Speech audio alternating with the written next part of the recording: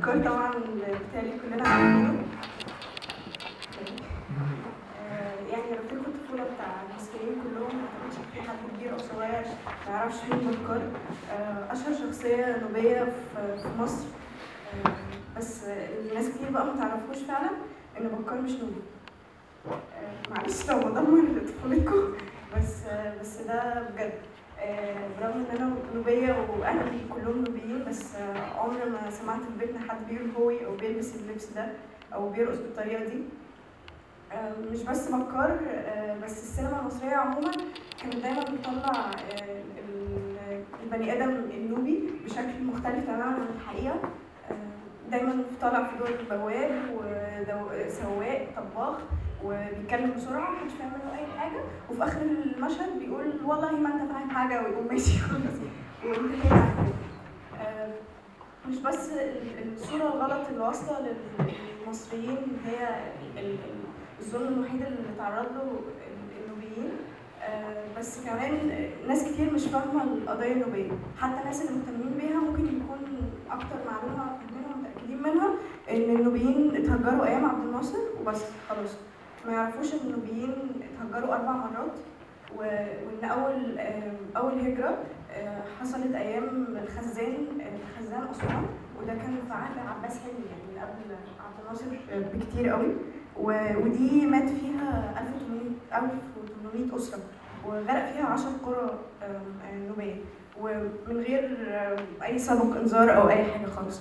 ابتدوا يهاجروا النوبيين بعدها بس من غير اي امر من اي حد، يعني كانت هجره طواعيه. وبعد كده بعد 1902 اللي هو بنى الخزان، التعلية الأولانية، ودي كانت 1912 وغرق فيها 8 قرى. وابتدت بقى ساعتها الهجرات الرسمية، إن السلطة بتقول لهم اخلوا المكان ده علشان احنا عايزين. وبعدها كمان 1933 ودي كانت التعلية الثانية، ودي غرق فيها 10 قرى كمان. واخر مرحله خالص اللي هي مرحله السدان، السد الحالي، ودي اللي قضت على خلاص كل ما نعرفه عن النوبه من زمان، وعن بلادنا وعن بيوتنا وحياتنا والنخيل وكل حاجه.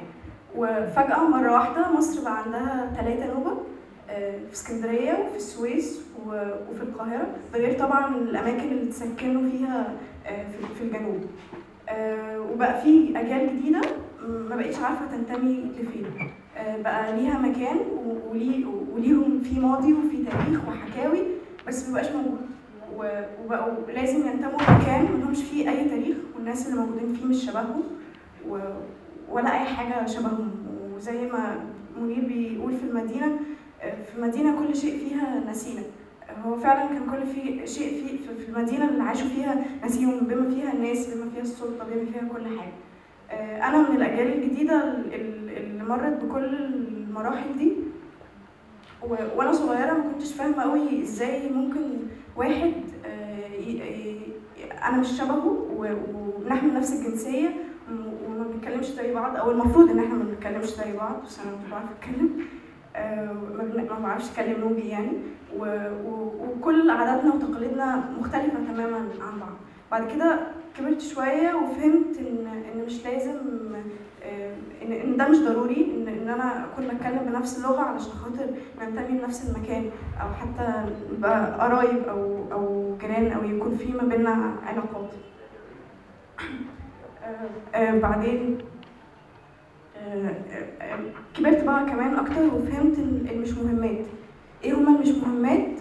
ان مش مهم لونك، ومش مهم دينك، ومش مهم اللغه اللي انت اخترت تعبر بيها، بس المهم ان انت كلامك واصل، ومش مهم الطريقه اللي انت بترقص بيها، بس المهم ان انت فرحان وقادر تعبر عن ده وبتوصله. ومش مهم خالص انت بتقبل العزا ازاي، بس المهم ان احنا كلنا بنشترك في عنصر من عناصر الحياه كلنا هنمر بيه.